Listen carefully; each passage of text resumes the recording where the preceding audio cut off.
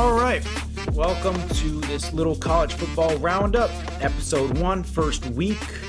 If I sound a little bit down or out of it, that is because I am fighting the Rona, or at least very sure I am. I tested negative, but within a few days I should probably test positive. Anyways, why badger on that? Let's get right on into the news. And the first thing we're going to start off with today is number 1. Texas A&M. No, not Georgia. We're talking about the offseason champions, Texas A&M, and their 7. That's right, 7 5-stars. They actually wrapped up yesterday the best recruiting class of all time, beating out 2021 Alabama's top class. So we'll see them, Georgia and A&M, if they don't go 8-4 every year, battling it out at the top every year.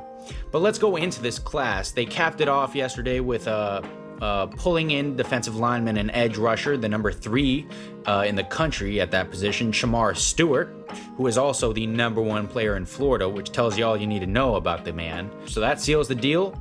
There are big NIL implications with that, or at least I believe there is. We'll get to that later.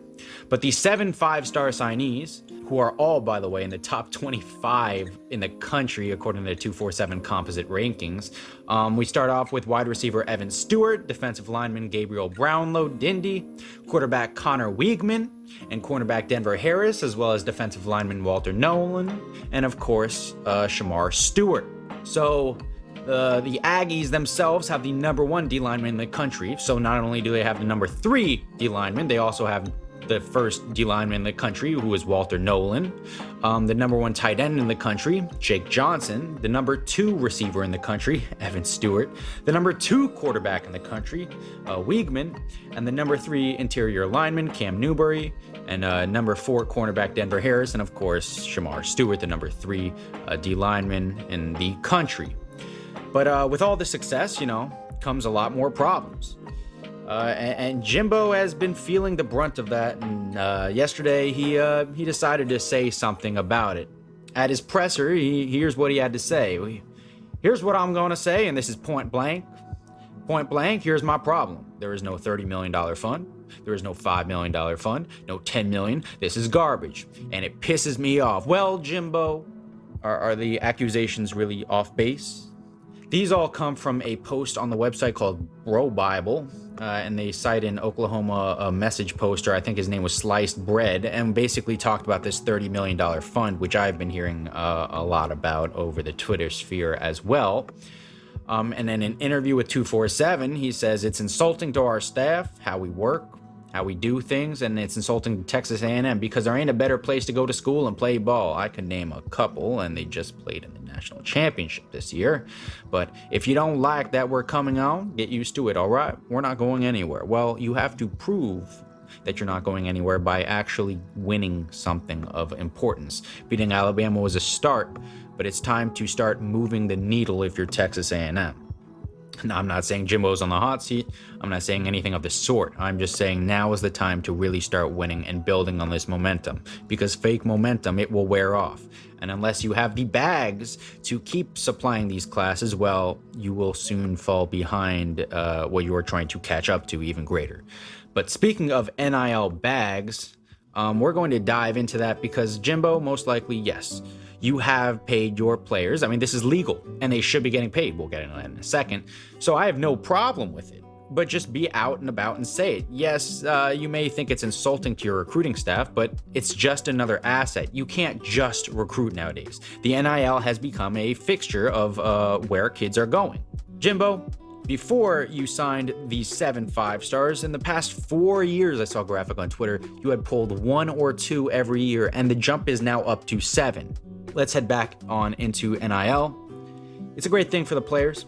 I think it's fine that players are getting the big money because, hey, they deserve it. They're the ones every day that put their bodies on the line for the love of the game that you say they're not loyal to, or in many cases, it's to improve their socioeconomic position. For them, it's life-changing money. For many, it's life-changing money.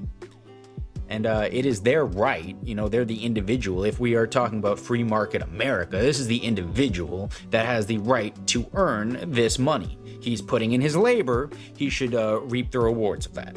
But with this new power, that the players have, of course, there's going to be a pendulum swing back towards the power of maybe not the NCAA, they seem to be losing their grip, but in the power of the actual collegiate institutions and the businesses that deal with the players.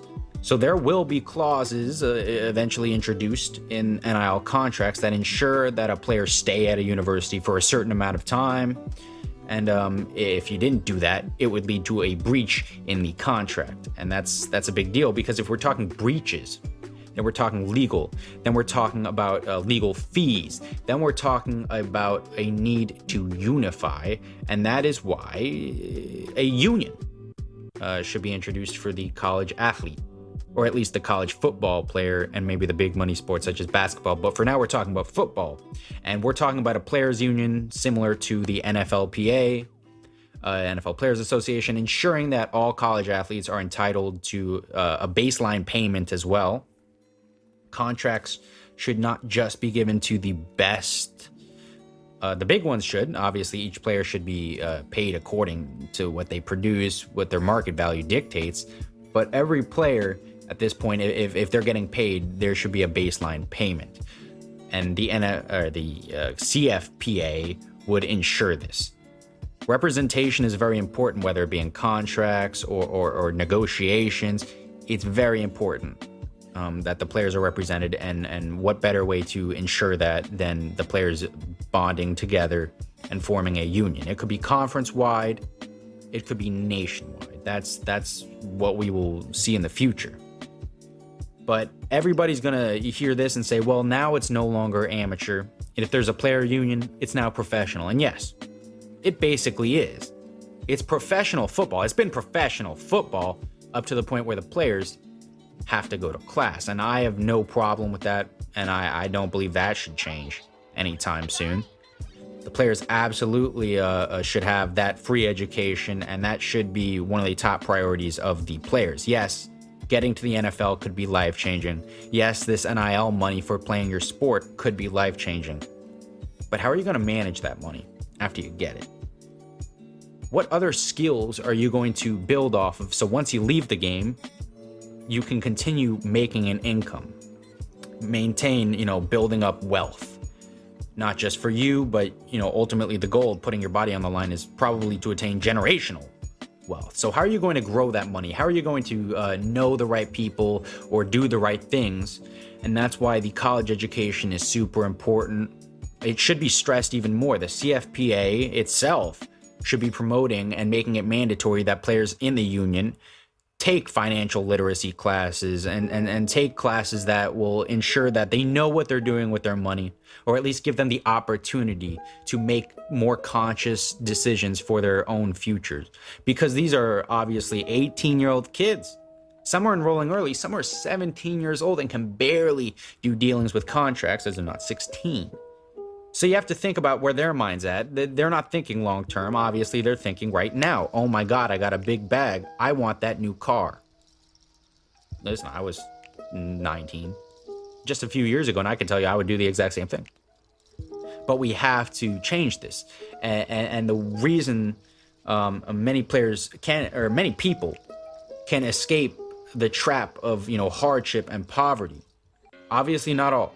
This is very situational, very lucky, but education and opportunity. That education will bring on more opportunity, and that opportunity will create more ways to grow wealth than just putting your body on the line on the field. You'll be able to retire after college and set up a nice life for yourself afterwards. You don't even have to go to the NFL at this point. You don't have to put more strain on your body. You can do it for the love of the game, but it wouldn't be mandatory anymore for you to change your family's future. And that's where we want to get to. At least I want to see a college football where that's happening. Because there's two aspects. There's the football, but there's also college. And college about growth. So let's go to a more lighthearted segment. Just for a bit, and this is my Homer segment. So how about them Canes? Yes, I am a Miami Hurricane first and foremost. I want to be as objective as possible when covering college football, but certain times I will not be able to. And yesterday, I have a reason to brag a little bit. from the 76th ranked class under Manny Diaz, who, tried his best, just wasn't set up properly for the job. I get it.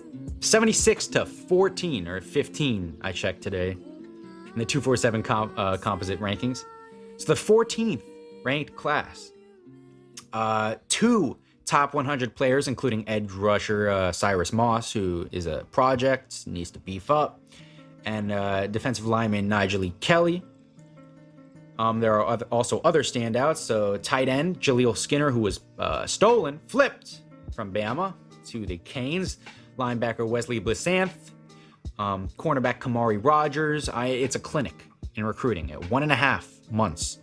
And you're able to pull in a not a big class, mind you, but a very rich class in talent and upside. And that's what's been lacking in our recruiting classes for quite some time at Miami.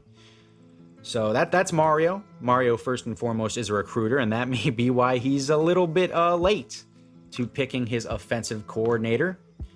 Now, the deal is sealed with Kevin Steele at the defensive side, but now we are missing a good bit of the offensive staff, as Brian McClendon went back to Georgia, which, hey, I get. That's where you graduate from. Go be great at home. That's what Mario decided to do. So the offensive coordinator, I'm not going to make any assumptions. I only deal with absolutes. I don't deal with the speculation. I'm not an insider, and I don't want to be one of those people that beats their chest saying, I know what you don't, and turn out to be completely wrong.